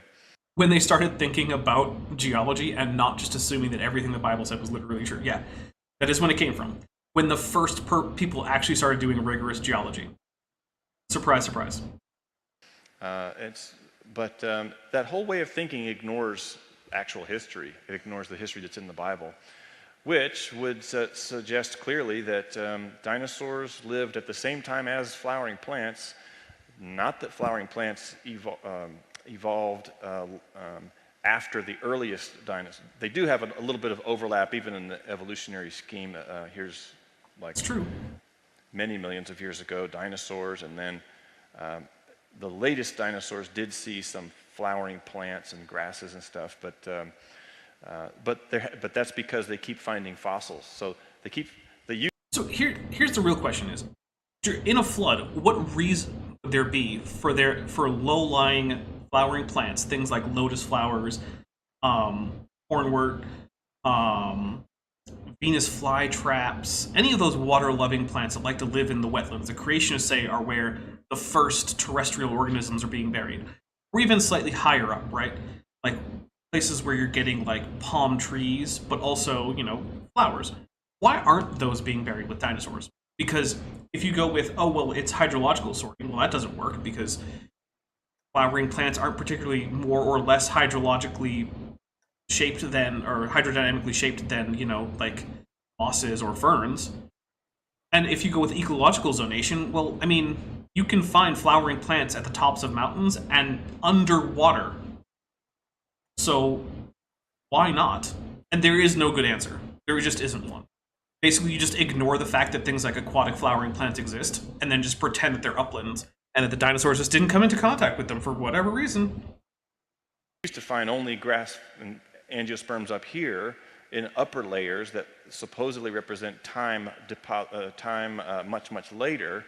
Now they keep finding angiosperms here and here and here and here and here. And I was writing an article about one that they found, and it stretches the time that these things evolved or were alive to much, much earlier in their view. But they still are decreasing in frequency as you go down that, right? Like you get past the KPG going down, you get fewer and fewer angiosperms as prominent members of the paleoflora. I want to know what the flood explanation is. It's no surprise to a biblical creationist who understands that this rock layer is not a snapshot of time. It's a snapshot, A, of a catastrophe, and B, of a whatever creatures were in a place. It's a snapshot of a place. Okay. Now we need an explanation as to why angiosperms weren't in those places. Good luck. Like a lakeshore, He won't or give it to a us. swamp, or a lakeshore mixed with a swamp. All of which are places where angiosperms are common. And that's why you have those creatures. Not because other creatures had not yet evolved, but because other creatures didn't live in a swamp or a lake. Okay, well... That's why we don't have bears and dogs in dinosaur layers. Okay, so if dinosaurs were living in swamps and lakes, why don't we have moose? They live in swamps and lakes. They're like semi-aquatic deer, basically. They get almost all of their food from diving underwater. That's why a major predator of moose populations on the coasts is orcas. Yep. So why don't we have prehistoric moose from the age of the dinosaurs? I don't know. Why don't we have water lilies from the time of the dinosaurs? I don't know. We just don't get an explanation for that. Just the whole day that I learned that you could be diving and being like, hey, there's an orca, and then all of a sudden a moose dives into the water and the orca eats it would be a thing that happens. Yeah, that's a thing you could potentially witness that. Potentially witness that, and it has been witnessed, and this is a crazy world we live in, folks. Moose aren't just coming for you on the land. Yeah, moose You are think you're jerks. safe in the water. Honestly, if there was a moose and an orca, I don't know which one I would be more nervous about. It might. There's a fair chance it's the moose. I mean, honestly, both of those animals are on site. So, I mean, team catastrophic eruption of a sudden underwater volcano. Or people, for that matter, because bears and dogs and people and elk, we don't live in swamps.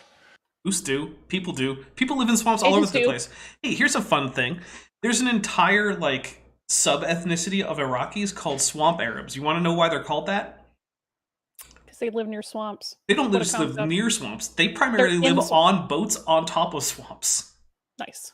That's where they But live. also, all of coastal Louisiana. DC is just a swamp. Lots of people live there. More people live in DC than live in Wyoming. It's not because we didn't. It's not because we didn't evolve later. It's because we just didn't live at the same places. That's my interpretation. That's an equally valid interpretation. NB asks if there aren't reports of Australian Aboriginals feeding orcas and becoming their friends. Look, orcas are smart. I'm sure they can establish a friendly relationship with human populations over time. That doesn't mean I want to just go swim with a wild orca right now. Because while orca attacks on humans are extremely rare, orcas are kind of jerks, and I don't want to risk it. They will just murk you for no other reason than they're bored. Yeah, so like, could a population of orcas become friendly with a population of humans? Absolutely, yes. Should you go be the one who attempts to establish that contact? I do not suggest it, no. I think of the data, which are the fossils in these layers. So so that was a great find. They found these pollen grains in sediments that are supposed to be millions of years before flowers had evolved. So now what they have to do. Okay, so one thing I want to point out is Archifructus, right? Which is a quote-unquote flowering plant, except that if you look at it, it's also one of our earliest. If you look at it, you wouldn't be able to identify the flowers as such. They don't look like flowers. So what actually is happening in the evolution of angiosperms, both in terms of our predictions, as well as in terms of what we're finding in the fossil record, both of the body fossils of plants, as well as pollen, is that the first angiosperms are actually dispersing their pollen by wind pollination. So no insects are coming by, or no bats or whatever, are coming by to collect nectar, get coated in pollen, then move on to the next flower, and then directly pollinate it. That pollen is just getting shed into the wind. Hay fever season. That's what hay fever basically is. It's plant sperm getting into your lungs. Yep. And so It's rude. The first plants don't need flowers to attract organisms. What actually starts happening eventually, that some insects, and also bats and birds eventually, find that pollen is a good source of protein, which it is. They start eating pollen directly, but then they also will then land on the reproductive structures of other plants that don't really have the flower per se, right, with the pretty petals and everything. So, hold on one second. That sounds like a puppy. Yeah, there's a puppy noise. I want to make sure that she's okay. So while he's checking on the puppy, we're just gonna have a nice quick fun moment where I will extend the offer this one time. If people want to hear me make a go at yodeling, you're gonna have to super chat Dapper at least $5 US. Sorry about that, guys. There was a puppy that sounded like she was in a little bit of distress, and I don't know why. I think that office can get taken up. But anyway, so then it starts to become the case that those plants that have these pollen-producing structures, which are essentially basic flowers, that are attractive to pollinators, end up reproducing better. And if they can then actually give the organisms that are going after them for food something that isn't their reproductive material, then they can sacrifice that little bit to have an even higher success, because then the animals aren't actually actively consuming what they need to reproduce. So then you start to do things like make nectar. And from there, hey, you get modern flowers. But the thing is, the first flowering plants that we should find in terms of body fossils should barely be recognizable as such, because they haven't actually evolved recognizable flowers yet. They just have pollen and seed producing structures that are on the tips of branches. So, and of course, the first body fossils we find of something usually come after the first trace fossils, because with plants, you can make a whole lot more pollen than you can body fossils, because every year a plant that produces pollen is producing millions of pollen particles at least. Oh, and then Blitz Winters for $5 says, for the yodel. For fuck's sake, I should have made it 10. Yeah, you should have. Should have made it 100. I don't know. Better yodel. Okay, I'll give you $5 worth of yodel, but if you want more than $5 worth of yodel, you got to super chat accordingly. Okay. What's $5 of yodeling? Yo-da-doo-dee-do, ba-dee-do, la-dee-doo-dee-do, ba-dee-doo-dee-do, ba-dee-doo-dee-do, and that's all you get. There you go. Half There you a go, phrase. guys. And it's not in tune consistently throughout the whole phrase because why would it be? Super chat like 100, and Vishanti might record like an entire yodeling song. Maybe. That's why I said might. But anyway, the same thing happens with things like footprints, right? Like, how many footprints can one organism produce in its lifetime? A lot, right? How many bodies can it produce in its lifetime? Usually one. That's usually how it goes. So, Atheros Rex says, $5. Vishanti, now, also, what are y'all's favorite flowers? I think we just got another request for more yodeling, Vishanti. My favorite flower is a carnation. Nice. I actually don't know what my favorite flower is. I can say that I do like the taste of rose, so maybe that's it. Oh, Windigo 00 for... Amazing. I'm not actually sure what that unit is. What is the CZK? But also says, no more yodeling, please. That's the Czech Karuna. Oh, there we go. Okay, thank you very much. All right, so let's keep going with this. That's actually almost $20 US. Yeah. Thank you very much.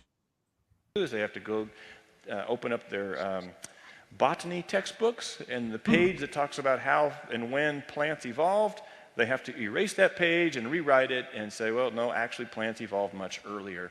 Guys, science updates with new data. Boo, science, apparently. That's the whole argument there. I think the funniest thing about all of these like pseudoscience grifters and young earth creationists and flat earth, all of these people, it used to make me angry, but now I just laugh at it because their whole idea is that something emerges fully formed in its complete state and never changes. And anytime something changes, that means it's not reliable because that's the way they treat their book. Mm-hmm. The fun thing is static and flat and dead and never changing. And that is the exact opposite of how science works. Yep. And actually, it's what makes science reliable. It's that when we find data that disconfirms previous ideas, chuck those ideas and get better ones. Or we modify those ideas so that they can both meet current data and then also predict future data. It's almost like saying, gee, I guess I was wrong is a bad thing according to creationists, which, yeah, that is what they think. It's like, I was on with Maddie, and one of the first things that Matt Powell said, because, we were doing Matt Powell with Maddie, was, would you believe me if I stood up here and said, I don't know, sometimes I feel like maybe I'm wrong about all this, and I don't know if I'm right about God and Christianity, and we both said, yeah, I would believe you much more. Because that means that you've done things to examine these ideas, and not automatically just assuming them to be true, and you're investigating. But anyway. I found the perfect analogy to describe to people how science works. Have you ever been to the optometrist for an eye exam? You know how you're reading the chart with the giant letter E, and then the next row it's slightly smaller letters and slightly smaller letters, and you get to a point where you just really can't tell what letters those are anymore, and then they start changing the lenses and it gets clearer and clearer every time, right? No, sometimes it goes worse. Well, sometimes it goes worse. But that is an analogy for how science works. You're looking at indistinguishable things that you want to know, and you change your lens a little bit, and it gets a little more in focus. You try a different method, and that made it worse. No, okay, so we're going to try this other method, and it gets closer and closer to helping you distinguish what's really there. Yep, that's a pretty good analogy, actually. So, you're welcome. There's this constant stretching of when certain creatures emerged in the evolutionary paradigm. But with the creation view, there's no stretching required because we have understood from the Bible. No stretching required. Wow. Okay, well, good. You know what? That's a stretch. There's a lot of jokes that I could make. Only some of them would keep me monetized. Amazing. Which was written by a guy who was there the whole time, whose name happens to be God. That even the Bible doesn't primarily purport to be written by God. It lists other people as its likely authors. Yeah. I was going to say, too, it's not only does science work in this faction, where we're updating and having dialogue and trying to focus in, but arguably so does the biblical text in its tradition throughout the history of when it's put together, proceed in this fashion, kind of taking what's been said, dialogue, and move forward. But, I mean, that's the entirety of how Rabbinic Judaism works. It's also how, the canon of the New Testament is established, right? It doesn't just descend from on high, either canon, right? It doesn't just appear.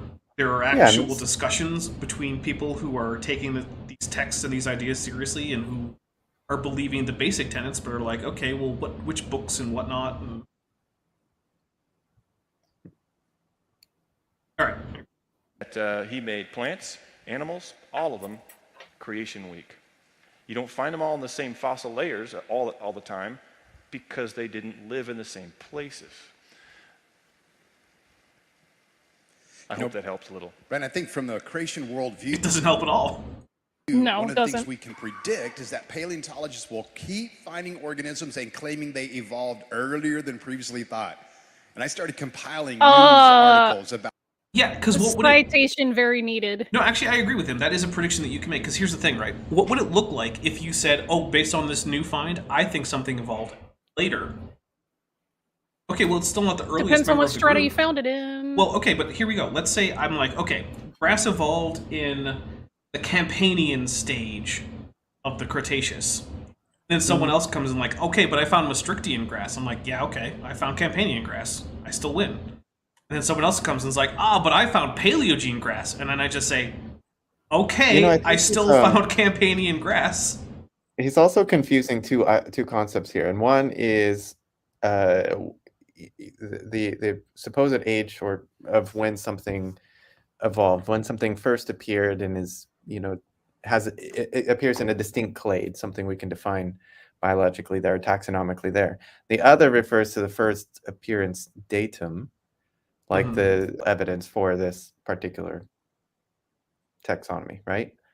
And that we always expect to get earlier and earlier as we find more things. But I mean, not everybody has said like, look, I found evidence of grass that's 2 million years old, therefore grass has evolved 2 million years ago. And then I found it at 4 million, therefore it was 4 million. Nobody functions that way. Yeah.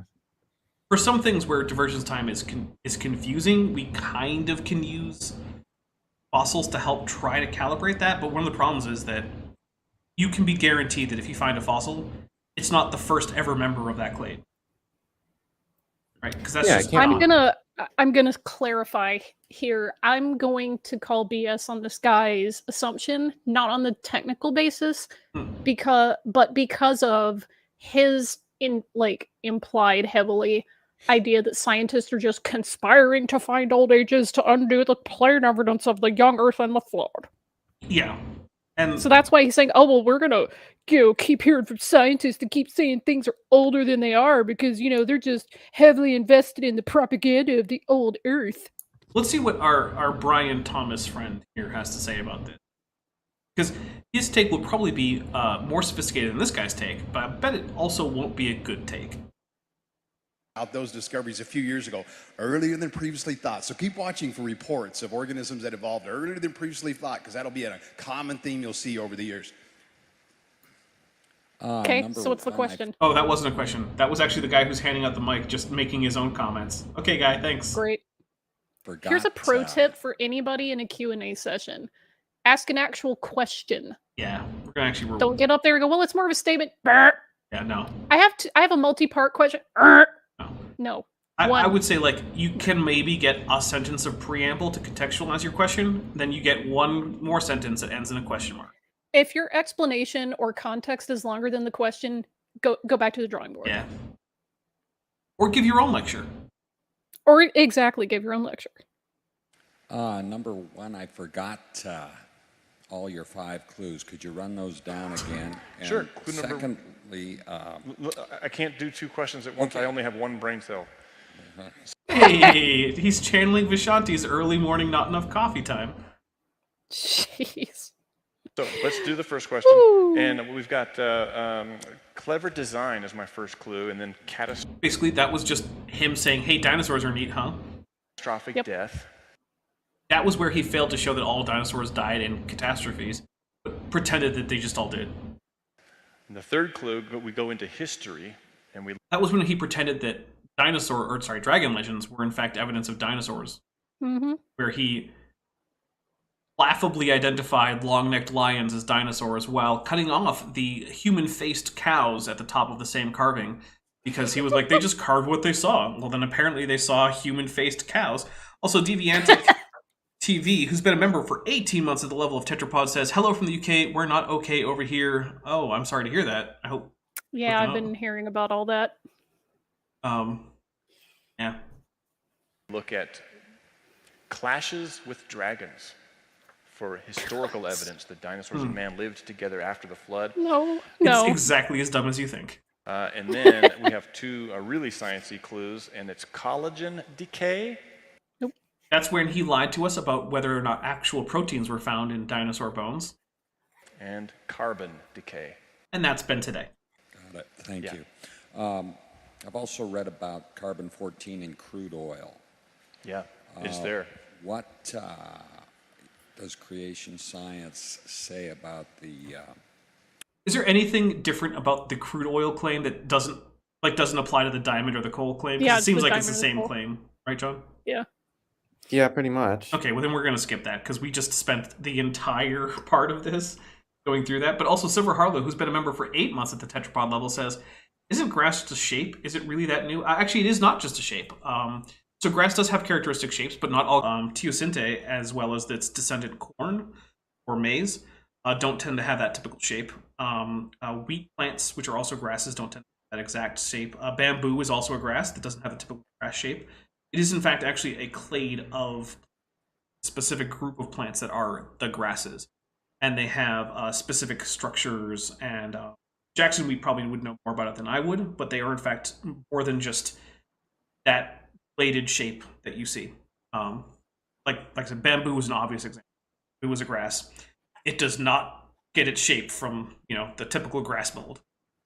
But we're going to try and skip ahead to the next question because I don't want to just do the same question that we spent most of this stream. So we're going to kind of zoom through. Oh, he spends a lot of time on that one question. All right, here we go. That helps with the flood. I've blabbed on too much about oil. So next, is this going to be a last one, or are you going to manage that? You showed one slide with the mixed mode of fossils, that is a fish and... Oh, thank you very much. Nebulon gifted 5 Dapper Dinosaur memberships. Oh, yay! So that's awesome. So the NB, Valkyrie Vision, Barry Ann, Night Owl, Daniel Glasser, and Donnie G were all gifted memberships by Nebulon. Hooray! Thank you very much, Nebulon. Welcome to the channel memberships, guys. Enjoy the early access to videos and the emojis for the next month. And if you enjoyed it enough, feel free to, rejoin. I just found out today that the next time you're here after the subscription runs out, there will be a prompt asking you to rejoin, because that happened to me on a different channel that I was gifted a subscription or membership to. So, welcome, guys. And in the chat, put in some tetrapods for our new members.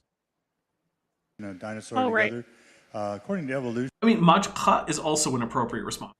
So I like that, too. That would be a deal breaker for evolution. Why isn't more publicity put toward examples of that? And didn't hear what she said. That is a fish and a dinosaur together. A fish and a dinosaur evolutionists, together? that would be a deal breaker. Hold on. If it's fish and a dinosaur together, And, that doesn't so make actually, oil is a powerful evidence for the flood and for the recency of the flood for those reasons. Anyway, I lost my train of thought, but I hope that helps with the flood. I've blabbed on too much about oil. So next, is this going to be a last one, or are you going to manage that? You showed one slide with the mixed mode of fossils, that is a fish and a dinosaur together. According to evolutionists, that would be a deal breaker for evolution. Yeah, fish and a dinosaur. Why? Put toward examples of that and published in the literature, because obviously there are some examples. I'm actually going to predict that Brian Thomas is going to say that isn't a deal breaker for evolution, because obviously fish are still around, so they would have been around when they were dinosaurs. I'm hoping that's what he's going to say, right? Because that's what he should say. Because that's just obviously true, and it doesn't contradict anything about creationism. So let's see what he actually says, and then we're probably going to wrap it up. Now, why would that be a deal breaker? Yeah, okay. Keep the mic. According to the world famous evolutionists like Dobozansky, all of them, if you can find a modern fossil or a mixed mode between fish and dinosaur together, that would disprove evolution. I'm not sure if that one disproves evolution. Okay, yeah, he is taking the actual right tack, so we don't have to go through him basically agreeing with me that no, that's silly. Brian Thomas for. Are you sure we don't want to see the awkward stand down between the audience member who? Okay, we I mean, I do. We'll keep I'm going petty for a like few that. minutes. TikTok for 100 Argentinian pesos says, Kent, quote, "But you think palm trees and grass are related? You've been lied to." But you think palm trees and grass are related? You've been lied to, son. Vishanti has a better Kent over than I do. Mixed mode for mixed location, fish and dinosaur together, unless it's a water-living dinosaur. What? Well, I've never seen that claim that would disprove evolution, because they can always invent a workaround. That's true, but that's Invent a workaround. No, it's just, can dinosaurs fall into the water when they die? Yeah, they absolutely can. So can they be fossilized near fish? Yes. We find fish and dinosaurs together all the time, Right. and we expect to because They they live near each live other. near and erode to freshwater environments. Yeah, this is a bizarre. So everything from coastal plains, river plains, floodplains, you'd expect to find fish along with terrestrial. Lacustrine deposits too. Yeah. Yeah, that's their citation. That's the way what they really believe in that proves evolution. And I mean, that's Well, so your main question is, why isn't this more publicized? Right. Yeah, and so I'll just try to address that it without is. getting too entangled with you on that other matter. But it is in the literature, and it's in the rocks. But you're right, it's nowhere else. it's because fish found next to dinosaur isn't an attention-grabbing headline. No one cares. Oh, this is weird. It's in the I mean, that's literature. a good thing. Yeah, I mean, We'd expect to find that. It makes complete sense. yeah, it's predicted, but the thing is, like, why isn't it on like the CNN like breaking news? Because no one would care about that. It's not an attention-grabbing headline story, right? It's like, it's as attention-grabbing as like, new star stellar spectrum confirmed, completely in line with prediction of astronomers. Yeah. Oh, okay, great.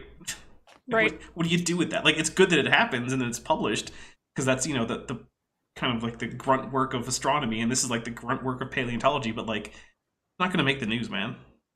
It's in the rocks, and it's in my talk on the 5 clues. I've seen it in the rocks, I've read it in the literature, but I have not seen it in the National Geographic book, I've not seen it on the PBS programs, and I have... Okay, great. Yes, National Geographic, the bastion of scientific progress. Guys, it's about time to start wrapping it up. We are at that 2-hour mark. So, John, do you have anything you want to plug or tell people? Do you want to let them know where to find you or anything like that before we get out of here? As I mentioned, I've written back on a lot of Brian Thomas's articles back in the day when I did. That stuff's still out there. I don't think he's saying anything new here.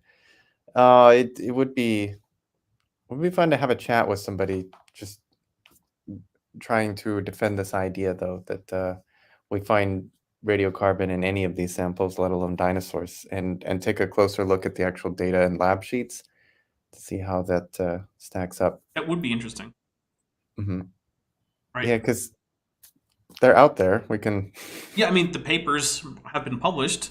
The method sections are I think often lacking. the whole thing is like a nice it's a nice overview in the strategy here. You know, they're coming in a church setting, right? And so their common ground is the faith and this biblical text. And so they start with that, they end with that, and then they throw the science in the mix and make it sound like, hey, this is nothing to worry about. Don't let anybody tell you that you're being anti-science or ignorant of it or anything like that. It does support. And if anybody questions, just remember, go back to the text. And in terms of like keeping somebody persuaded of an idea that's contrary to fact, it's a good way to do it. And so I think that's one of my biggest fascinations here in trying to look at their approach, right?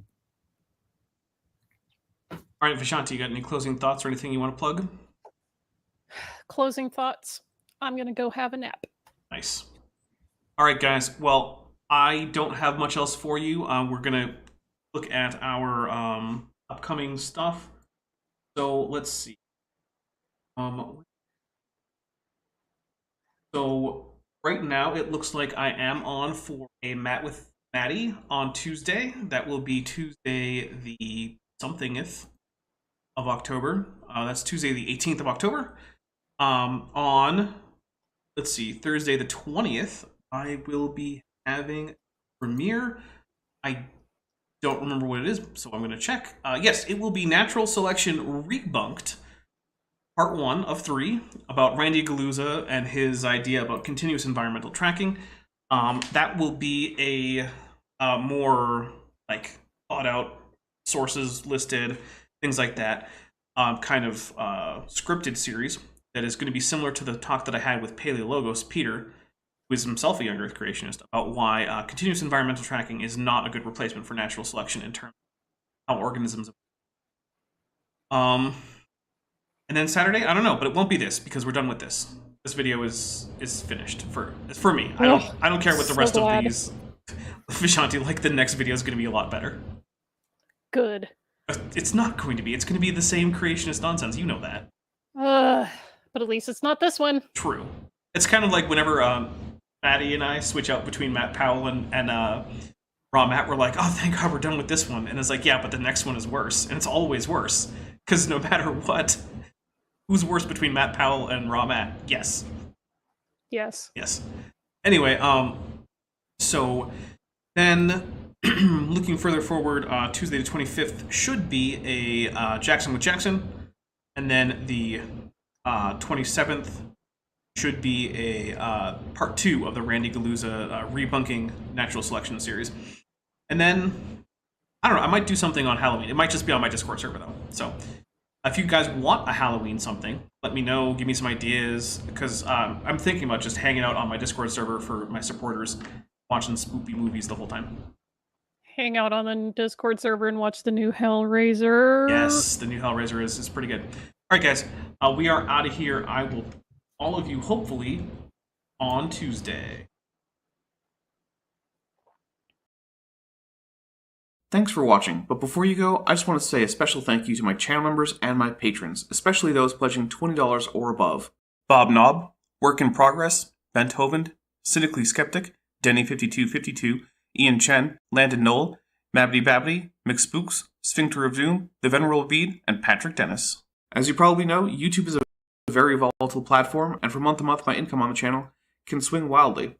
But the people you see on screen are directly supporting so that I don't have to worry too much about that, and the channel can keep going as it is, and perhaps even improving. If you'd like to join this team, there are links below to join the channel or in the description to join the Patreon.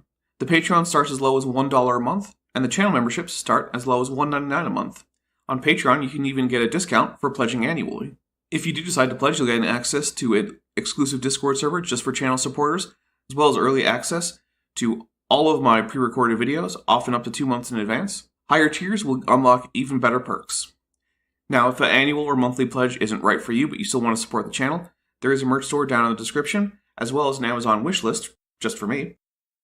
And if financial support isn't something you can or want to do, then if you still want to help out the channel, please just like and share these videos and make sure you comment on them. It really helps the channel out.